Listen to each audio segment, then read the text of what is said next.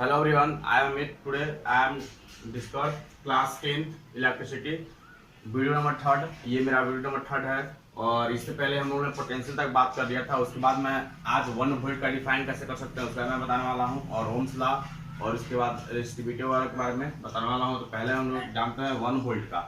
1 volt को हम लोग मैथमेटिकल भाषा में जो है मैथमेटिकल लैंग्वेज में हम लोग ऐसे रिप्रेजेंट कर सकते हैं 1 volt equal to 1 joule work पर 1 कूलम चार्ज। इसको हम लोग कैसे लिख सकते हैं? तो जो इसका तो हम लोग बोले ये जो है मैथमेटिकल रूप में हम लोग ऐसे रिप्रेजेंट कर सकते हैं और इसको लिख कैसे सकते हैं? तो लिखेंगे if 1 joule work done to carry 1 coulomb of charge inside the conductor then 1 volt of potential difference is said to be applied between the terminal of the circuit is called a 1 volt. लिखेंगे कि 1 joule work done है, 1 joule यदि हम लोग work done करते हैं एक coulomb charge में, उसी को हम लोग बोलते हैं 1 वोल्ट। और उसके बाद हम लोग जानेंगे ओम्स लॉ। ओम्स लॉ एक जो ऐसा जो लॉ है जिससे हमको पता चलता है कि V इक्वल टू I कहाँ से आया है, इसी को हम लोग यह बताता है। तो ओम्स लॉ क्या बोलना चाहता है? ओम्स लॉ यह बताता है कि यदि कोई भी कंडक्टर में यदि V वोल्ट से जो है उसमें करंट V वोल्ट से पोटेंशियल डिफरेंस है तो उसका जो करंट होगा वह डायरेक्टली प्रोपोर्शनल होगा। तो हम लोग कैसे इसको लिख सकते हैं? लिखेंगे the current carrying flowing through the conductor is directly proportional to the potential difference. यदि कोई करंट जो है वो समझने की है, इसमें समझना ये है कि यदि कोई भी वायर में कोई भी कंडक्टर में करंट फ्लो होता है वह पूरा डिपेंड किस पर रहेगा? वो पूरा डिपेंड पोटेंशियल डिफरेंस पर रहेगा। पोटेंशियल डिफरेंस का मतलब क्या है कि जैसे बैटरी पर रहेगा।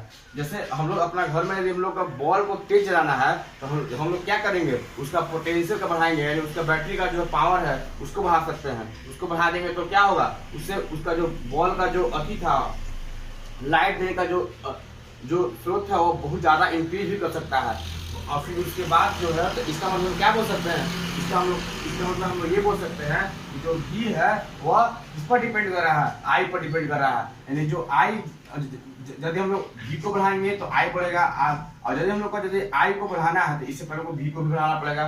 तो इसका मतलब क्या बोल सकते हैं कि V is directly proportional to I। तो इसको लिखेंगे कि the current carrying conductor through is directly proportional to the potential difference across each end provided the temperature। और उसका जो जैसे V जो है और कब तक यह डायरेक्टली प्रोपोर्शनल रहेगा? जब तक provided the temperature remain constant and the physical state of the conductor remain same। यानी फिजिकल स्टेट यानी जो कंडक्टर का जो फिजिकल स्टेट होगा उसका सेम होना चाहिए और जो टेम्परेचर होगा सब में पूरा कंडक्टर में कांस्टेंट होना चाहिए। तो उसी में क्या होगा? उसमें क्या होगा कि V is directly proportional to I, यानी potential difference is directly proportional to current. यदि हम लोग का पोटेंशियल को बढ़ाना है तो हम लोग करंट को बढ़ाना है तो हम लोग का पोटेंशियल बढ़ाना होगा। और यदि हम लोग का जो लाइट का जो है वह हम लोग का एनर्जी को बढ़ाना जाए, कंडक्टर का जो है वह मैंने जो कंडक्टर है उसमें हम लोग बहुत ज़्यादा इंक्रीज करना है करंट को, तो हम लोग V को बढ़ाना पड़ेगा। V का मतलब बैटरी को बढ़ाना पड़ेगा या सेल को बढ़ाना पड़ेगा। फिर इसके बाद हम लोग जानेंगे कि जो इसमें जो है वह हम लोग इसको जो डायरेक्टली प्रोपोर्शनल था तो इसको हम लोग कॉन्स्टेंट मान कर R मान लिए हैं। और ये जो R है वह क्या है? यह एक R रेजिस्टेंस ऑफ वायर है। इसको यहाँ पर लिखा हुआ है कि where R is a constant known as a resistance of the conductor. R एक कांस्टेंट है जिससे वह R जो है वह एक R जो है वह रेजिस्टेंस है। और फिर इसके बाद हम लोग रेजिस्टेंस देखेंगे। आखिर हम लोग का रेजिस्टेंस को हम लोग डिफाइन कैसे करते हैं? तो जो रेजिस्टेंस का मतलब ये समझिए कोई भी वायर में बाधा क्रिएट करे जो उसमें हिडन क्रिएट करे उसी को हम लोग क्या बोलेंगे? उसी को हम लोग बोलेंगे रेजिस्टेंस। जैसे किसी भी वायर में करंट फ्लो हो रहा है और उसमें कुछ उसमें जो है वह ऑब्जर्व कर ले रहा है, जो जितना हम लोग यहाँ से पोटेंशियल दिए और जो आगे गया कुछ कम हो गया तो वह किसके वजह से कम हुआ? तो वह रेजिस्टेंस की वजह से कम हुआ। जो रेजिस्टेंस है वह एक करंट का अपोजिट डायरेक्शन में फ्लो करता है और अपोजिट डायरेक्शन में वह एक हीटिंग क्रिएट करता है। हम लोग क्या जानेंगे कि the property of the conductor due to which it opposes the flow of current through it's called a resistance। यानी यह एक property of the conductor है due to oppose the flowing of the current through माने उसके अंदर जो oppose कर रहा है, हिडन क्रिएट कर रहा है, उसी को हम लोग क्या बनेंगे, उसी को हम लोग रेजिस्टेंस बनेंगे। तो आप लोग इसको राइट आउट कर लीजिए। उसके बाद जो नेक्स्ट टॉपिक है वो अभी हम तुमको बता रहे हैं।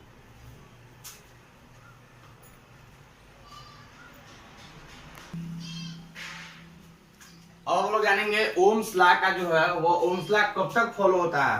तो Ohm's law is a followed only when the value of resistance for given conductor is a constant। यदि कोई भी वैल्यू ऑफ जो रेजिस्टेंस है वह कांस्टेंट रहेगा तभी ओम्स लॉ फॉलो होगा, फिर इसके बाद ओम्स लॉ फॉलो नहीं होगा। यानी जो V = IR जो ओम्स लॉ दिए हैं वह फॉलो नहीं होगा। और जो रेजिस्टेंस का जो SI होता है वो ओम्स होता है, उसको हम लोग सिंबॉलिक फॉर्म में रिप्रेजेंट ऐसे करते हैं। इसके बाद जानिए कि जो रेजिस्टेंस है वह किस पर डिपेंड करता है। तो रेजिस्टेंस है वह दो चीज पर डिपेंड करता है। पहला जो है वह लेंथ पर और क्रॉस सेक्शन एरिया पर। जैसे कहने का मतलब ये है, यदि कोई भी जैसे यहाँ पर देखिए, यहाँ पर ये जो है मान लीजिए ये एक वायर है, वायर को यदि हम लोग लेंथ को इंक्रीज कर देंगे तो क्या होगा, उसमें लेंथ को इंक्रीज करने के बाद एरिया घट जाएगा। एरिया घटने के बाद क्या है, उसमें जो है वह बहुत लंबा बहुत दूर तक करंट को फ्लो करना पड़ेगा और उसमें रेजिस्टेंस बहुत ज़्यादा लगेगा। और जब हम लोग का एरिया जब हम लोग उसको इंक्रीज कर देंगे, एरिया कहने का मतलब ये है ये इसका लेंथ था और इसको हम यहाँ पर जो ये मान लो ऐसे जो था वो करंट फ्लो हुआ था और फिर उसका ताकि हम लोग ऐसे इसको छोटा कर दिए और मोटा कर दिए। मोटा करने का मतलब क्या है कि इसको हम एरिया को इंक्रीज कर दिए, एरिया को इंक्रीज कर दिए और जब एरिया इंक्रीज हुआ तो इसमें जो रेजिस्टेंस है वह कम लगेगा। क्यों कम लगेगा, क्योंकि जो है वह या जो करंट जो फ्लो हो रहा था आगे की ओर उसमें बहुत ज़्यादा एरिया बहुत ज़्यादा हो गया और लेंथ कम हो गया, यानी जो लंबाई था वह कम हो गया और उसका जो ब्रेथ जो है यानी जो ये जो सर्कल वाला पार्ट है यानी जो इसका एरिया वाला पार्ट है वह इंक्रीज कर गया तो रेजिस्टेंस कम लगेगा। तो इसीलिए हम लोग बोलते हैं जो रेजिस्टेंस है वह दो चीज पर डिपेंड करता है। पहला लेंथ पर यानी resistance of the conductor in a directly proportional to the length of the conductor, और resistance of the conductor is inversely proportional to the cross section area of the conductor. यानी कोई भी conductor में दो चीज पर रेजिस्टेंस डिपेंड करता है, पहला है लेंथ पर और दूसरा क्रॉस सेक्शन एरिया पर। तो क्या लिख सकते हैं कि हम लोग क्या पढ़े अभी, ऐसे समझने का भी चीज है। ये समझना ये है जो आर को हम लोग घटाना है, आर को घटाना है तो हम लोग एरिया को बढ़ाना होगा। ऐसे समझिए, आर को घटाना है तो हम लोग का एरिया को बढ़ाना होगा और यदि हम लोग का आर को बढ़ाना है तो हम लोग का लेंथ का जो वायर का लेंथ है उसको इंक्रीज करना होगा। तो हम लोग क्या बोल सकते हैं कि जो आर है वह डिपेंड लेंथ पर है और आर है वह डिपेंड क्रॉस सेक्शन एरिया पर है। और कैसे है, तो आर जो है आर को बढ़ाना है तो हम लोग का एरिया को बढ़ाना लेंथ को बढ़ाना होगा, आर को घटाना है तो हम लोग एरिया को घटाना होगा। फिर उसके बाद जो है वह इसका हम लोग एक लिखें क्या है, R = L/A, यानी लेंथ जो है वह डायरेक्टली प्रोपोर्शनल है और R जो है R से जो A है वह इनवर्सली प्रोपोर्शनल है। और फिर उसके बाद हम लोग ने एक रो का कांस्टेंट माना और लिखा R = L/A। और तो इसका क्या लिख सकते हैं कि R = O और इसका जो अति होता है वह मीटर ओम होता है। इसका बाद देखिए यहाँ पर ये देखिए ये जो है फिर जो आर जो ये हुआ रो सॉरी इसका ओम्स हो, देखिए इसका लेंथ हो गया ऐसे रो। यहाँ पर देखिए ये जो रो है वो रो को हम लोग क्या लिख सकते हैं, रो को हम लोग ने एक और नाम दिया स्पेसिफिक रेजिस्टेंस या रेजिस्टिविटी। तो ये जो रो है वो रो को हम लोग क्या नाम दिए, रो को हम लोग दिए रेजिस्टिविटी या स्पेसिफिक रेजिस्टेंस। इसके बाद हम लोग जो नेक्स्ट टॉपिक है उसको हम लोग देखते हैं। ये पहले आप लोग राइट डाउन कर लीजिए मेरे नोट्स पर।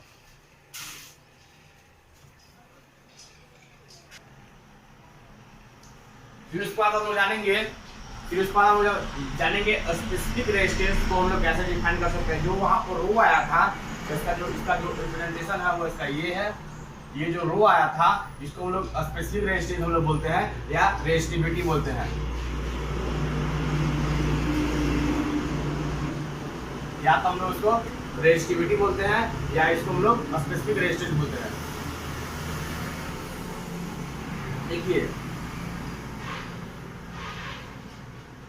देखिए उसके बाद देखिए स्पेसिफिक रेजिस्टेंस को हम लोग कैसे डिफाइन कर सकते हैं। स्पेसिफिक रेजिस्टेंस को हम लोग बोलेंगे कोई भी कंडक्टर में यदि कोई भी कंडक्टर में 1 यूनिट लेंथ हो चाहे और उसका जो एरिया हो वह 1 मीटर स्क्वायर या 1 यूनिट स्क्वायर हो, तो उसी को हम लोग बोलेंगे स्पेसिफिक रेजिस्टेंस। क्या बोलेंगे?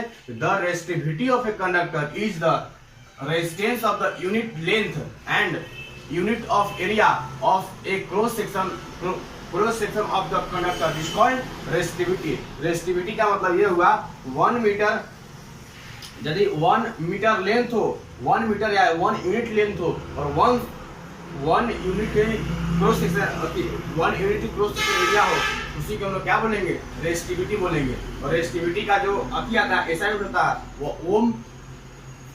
ओम मीटर का होता है, ओम मीटर होता है। और अब देखिए ये ओम मीटर कैसे आया, यहाँ पर हम बता भी दे रहे हैं। देखिए इससे R = rho L by A, यही ना है। R का क्या लिख सकते हैं? R का क्या होता है? ओम होता है, तो हम लोग बोलेंगे ओम।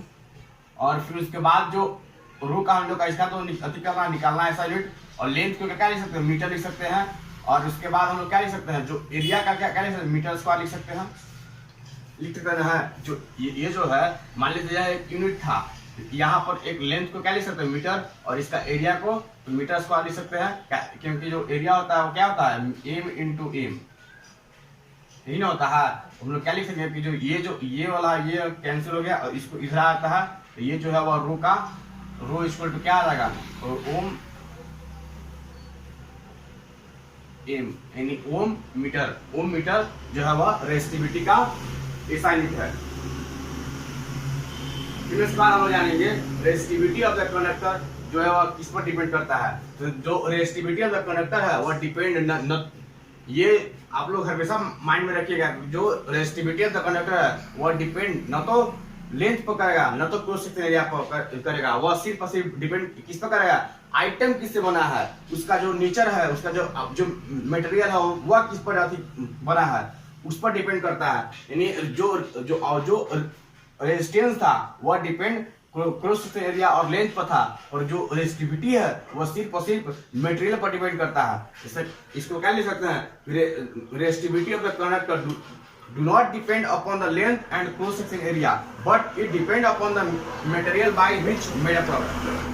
यानी जो क्रॉस सेक्शन एरिया जो है उस पर डिपेंड नहीं करेगा, लेंथ पर भी नहीं करेगा, वह सिर्फ और सिर्फ डिपेंड किस पर करेगा? सिर्फ और सिर्फ डिपेंड करेगा कि मटेरियल किससे बना है, वह जो आइटम है वह किससे बना है। उसी को जो वायर है, वायर का जो किससे बना है, वह कॉपर का वायर है, सिल्वर का वायर है, गोल्ड का वायर है, एल्युमिनियम का वायर है, प्लेटिनम का, किससे वो वायर किससे बना है उस पर डिपेंड करता है। और resistivity of the conductor it depend on the temperature as temperature increase the rate of the collision increase the conductor which increase the resistance। जैसे रेजिस्टिविटी और एक भी और पर डिपेंड करता है, वह किस पर? टेम्परेचर पर डिपेंड करता है। इसका मतलब कहने का मतलब ये है यदि हम लोग किसी भी वायर में टेम्परेचर को इंक्रीज करते हैं, जो इसका रेट ऑफ कोलिजन है वह भी इंक्रीज हो जाएगा।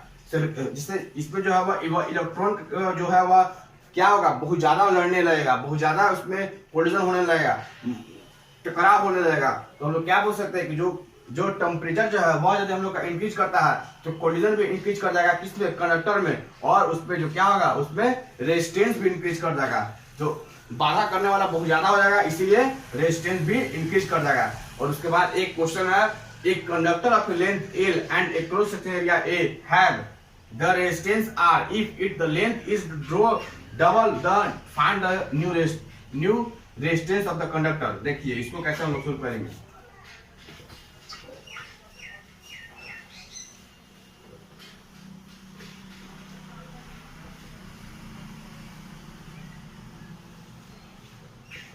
देखिए क्वेश्चन क्या बोला, एक कंडक्टर ऑफ लेंथ L, जैसे एक लिखिए ओल्ड वाला और यहां पर लिखिएगा ये सब न्यू वाला, सॉरी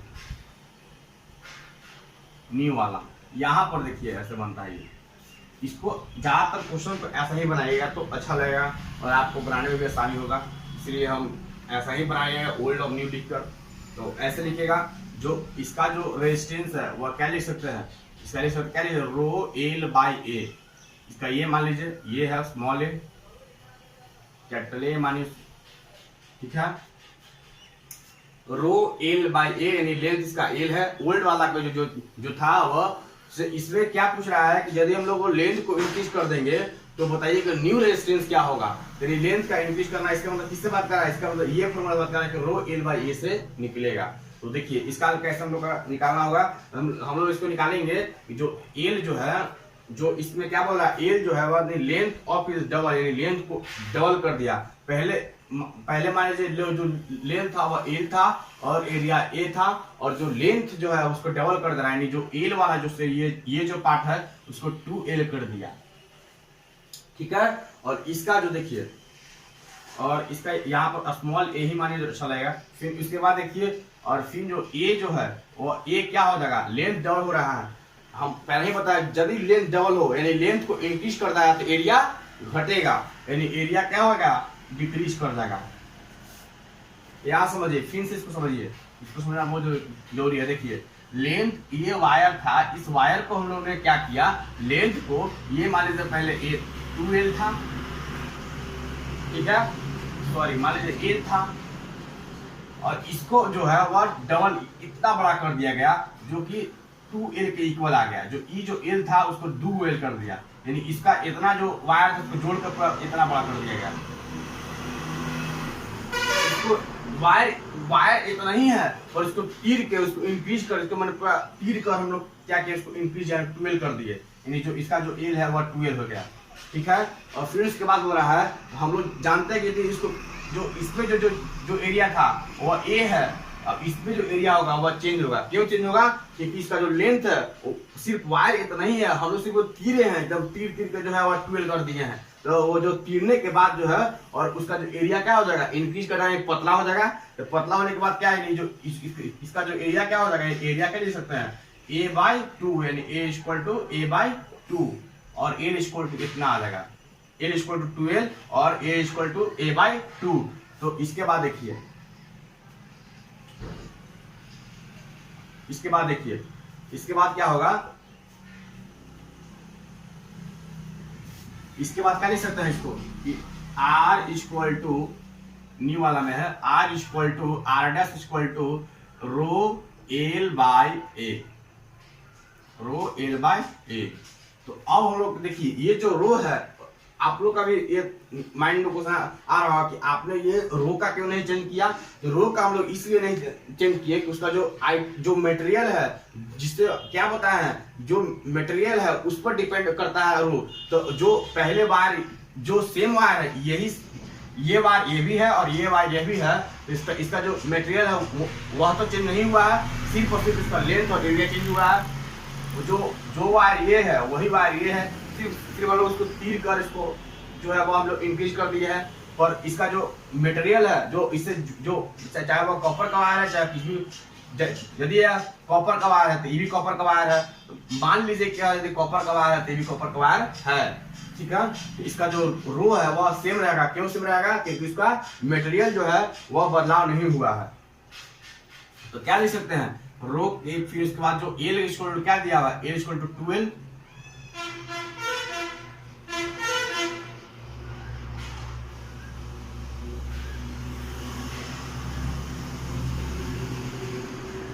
ठीक है।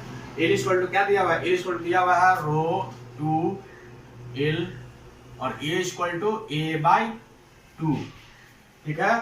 फिर उसके बाद हम लोगों ने क्या किया, ये क्वेश्चन आप लोग लिख लीजिएगा।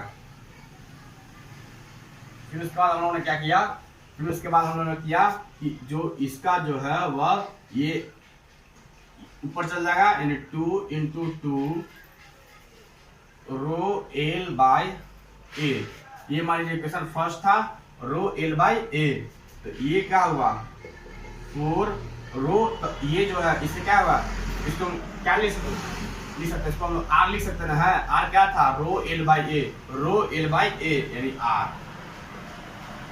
तो क्या हुआ बताया गया इसमें कि यदि हम लोग रेजिस्टेंस, यदि हम लोग लेंथ को इंक्रीज कर देते हैं और लेंथ जो था उसको हम लोग दोगुना कर देते हैं, तो उसका जो रेजिस्टेंस जो होगा वह 4 गुना ज्यादा हो जाएगा। यही इसमें बता रहा है, इसमें ही रिप्रेजेंट कर रहा है कि जो आर को हम लोग का जो इंक्रीज करते हैं, सॉरी एल का जो हम लोग का इंक्रीज करता है 2 टाइम, जो उसका लेंथ जो होगा, जो रेजिस्टेंस जो होगा वो 4R हो जाएगा, यानी 4 गुना रेजिस्टेंस जो है वह इंक्रीज कर जाएगा। और फिर इसके बाद जो हम बहुत सारा क्वेश्चन करवाएंगे, आप लोग देखते रहिए, और बहुत सारा क्वेश्चन होगा, न्यूमेरिकल भी होगा, बहुत सारा क्वेश्चन होगा, और उसमें बहुत हर एक कॉन्सेप्ट को एकदम समझना होगा, और हर एक कॉन्सेप्ट को समझाएंगे भी, और मेरा पूरी प्रयास रहेगा। और उसके बाद जो इस पर जो है इसको हम 4-5 क्वेश्चन और करवाएंगे, ताकि आप लोग का एकदम अच्छा लगे और एक क्वेश्चन आप लोग बना दें। और ऐसा क्वेश्चन बहुत सारा है, बहुत सारा क्वेश्चन हम ऐसा क्वेश्चन कराएंगे। और इसलिए थैंक यू। और मेरा चैनल को जो है आप लोग सब्सक्राइब कर दीजिए, कमेंट लिखिए जो भी क्वेश्चन आप लोग का है। Thank you, bye.